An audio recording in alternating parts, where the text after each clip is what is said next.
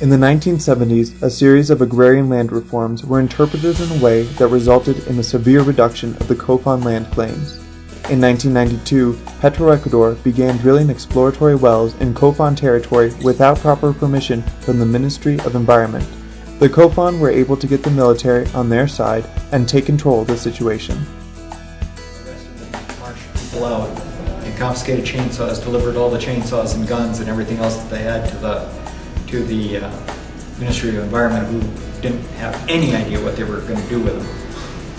And the official line at Quito level from Petro Ecuador was that, no, we're not doing anything out there. So on the final visit, we burned the place.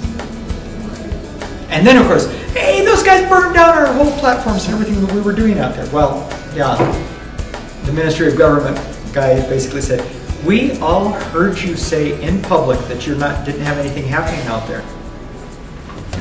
To date, the Kofan have secured rights to approximately 1 million acres of their ancestral territory that are now protected through agreements with the Ecuadorian Ministry of Environment and within the national system of protected areas. A culture is a group of people's response to their environments. And I'm basically talking about spiritual, physical, and social environments. As long as there's a forest there that you can go back to, you're still okay. But if the forest actually disappears, that's the end of the culture. Regardless of the dangers imposed by outside actors, the integral role the environment plays within this culture makes it worth protecting. Various efforts exist to promote environmental well-being throughout Ecuador, such as the new ecotourism projects. Jack Rodriguez, a community leader, discusses the importance of these projects. La mejor forma que hemos visto a través del ecoturismo, la misma infraestructura que tienen, se la puede destinar para que puedan hacer hoteles, paradores turísticos, zonas de descanso, y la misma infraestructura de las granjas actuales, destinar a lo que es el agroturismo, el turismo comunitario, el turismo rural. Entonces no se deja su actividad y se la complementa con valor agregado para que puedan tener un mejor ingreso. Estamos tratando de mejorar lo que es el turismo aquí en nuestra zona, porque creemos y estamos convencidos de que va a ser otro ingreso económico para nuestras familias, para nuestros hogares. Cada día hemos mejorado y la convicción de nosotros ha sido motivar a la gente. The waterfalls in Baeza are a good example of an ecotourism project. Estamos ahora en el Sendero de las Cascadas. Es un proyecto de ecoturismo emprendido por el municipio y la comunidad para fomentar el turismo ecológico aquí. Furthermore, new hotels and infrastructure now provide the services that attract tourists, allowing Ecuador to capitalize on its size, security, and beauty. Tienen selva, tienen montañas, tienen nevados, tienen costa, tienen todo en un país pequeño. Lo que tenemos aquí es la seguridad. A diferencia de lo que es Colombia con la guerrilla, lo que es Perú también con la guerrilla, Ecuador como que se vuelve una isla de paz, y eso atrae mucho. Yo miro el futuro del país en el turismo, en el ecotourismo. While ecotourism clearly has its benefits, it also has its limits. Maybe the big issue for debate is whether tourism can bring as much as oil.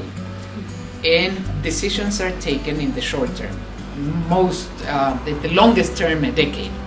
And in a decade, ecotourism is a very small portion of the economy, because what we are trying to promote with ecotourism is the participation of local people. It's not big companies of tourism. And that is a very small contribution to the national economy. Another way these issues are being addressed is through grassroots mobilization. Organizations are coordinating efforts to protect the environment through law reform, community projects, and education. Lo que primeramente, como yo decía, tenemos que concientizar a la gente, tenemos que educar, tenemos que motivar a la gente. An example of one such project was sponsored by the non-governmental organization Fundación Natura, founded by Yolanda Kakabatsu. And the first investment of Natura, the first project, was environmental education. That was I had two projects. One was education, and the other one was the environmental profile of Ecuador. And the results of this environmental profile that told us everything we needed to know about forests, fish, pollution, legal structure, institutions, rivers, everything you can think of. We fed into the educational project and turned them into communication tools.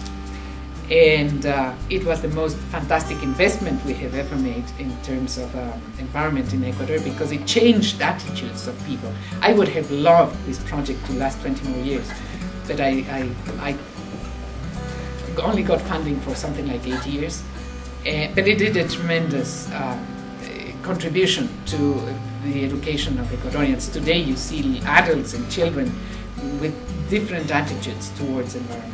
Radio, TV spots, films, newspapers, clubs, everything, any space where we saw a potential for delivering messages on the environment, it was used.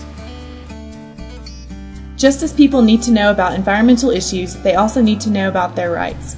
Primero que las comunidades, la gente debe conocer sus derechos y conocer las leyes que les protegen y que también sanciona a las compañías. Y conociendo eso, la gente puede denunciar y puede exigir que respeten sus derechos, pero también tienen que estar muy organizados, muy unidos. Y eso es muy difícil, porque las compañías utilizan una estrategia para dividir a las comunidades. Y cuando dividen a las comunidades pueden fácilmente cumplir sus propósitos, es decir, dar pequeñas compensaciones, no reparaciones de fondo, y tener a la gente un poco tranquila. La otra es, yo creo que se debe reformar las leyes, las normas para establecer sanciones más fuertes contra las compañías que cometen estos delitos. Las normas aquí en el país todavía son muy débiles y muy favorables a las compañías. El sistema judicial, el sistema de administración de justicia también es débil frente al poder que tienen las compañías. As David Orr once said, it is easy to offer long lists of solutions and still not solve the larger problem. In order to reduce conflict caused by environmental issues, we must address the larger problem by promoting environmental protection on a global scale. But before we can do this, we must first attempt to find sustainable solutions at a local level. Beginning with environmental conservation and peacemaking at the individual level, the future belongs to you.